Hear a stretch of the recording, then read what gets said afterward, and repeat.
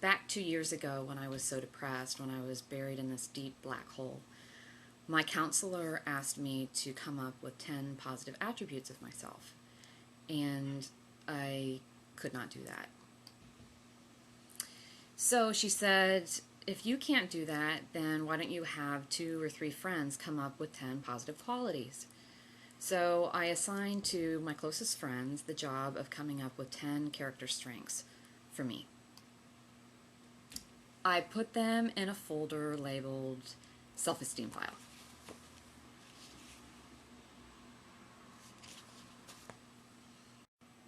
Mike Leach, one of my very best friends, was the first to do this for me. I call him my foster dad as well, and my writing mentor.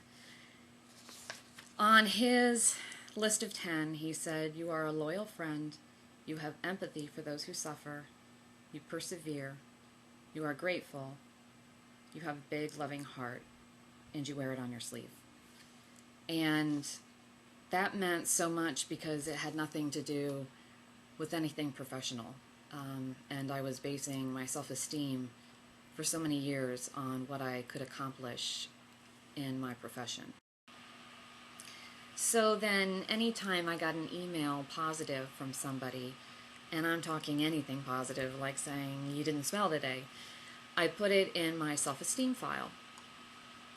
A couple months after I started this file, I received a very important email from one of my mentors as well, Keith Egan, who's one of the country's most prominent Carmelite scholars. And the fact that he found me a strong person, having studied all of the Carmelite saints, John of the Cross, Teresa of Avila, Therese of Lisieux, really felt wonderful.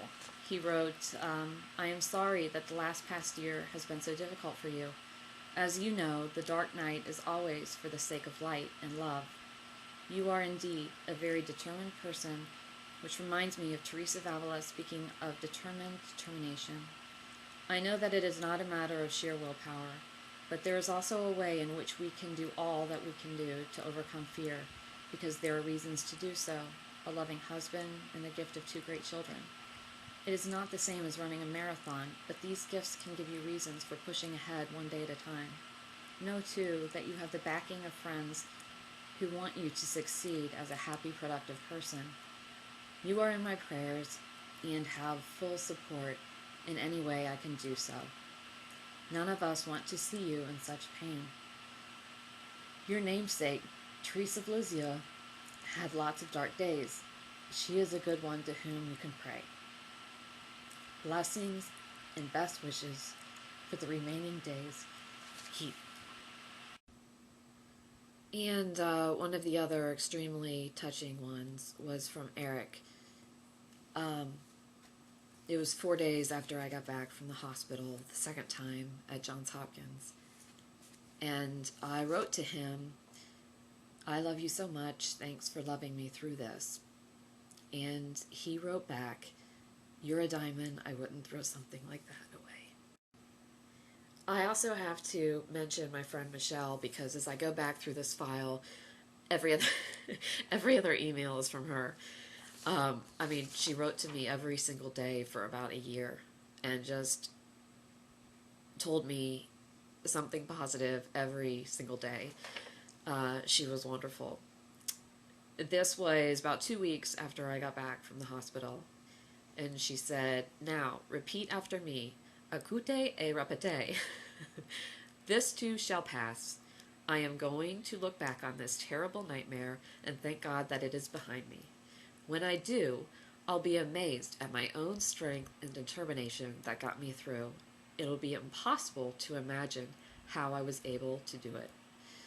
And she said, on that day, you and I will raise a flute of non-alcoholic Dom Perignon and make a toast to the new era, AD, after depression.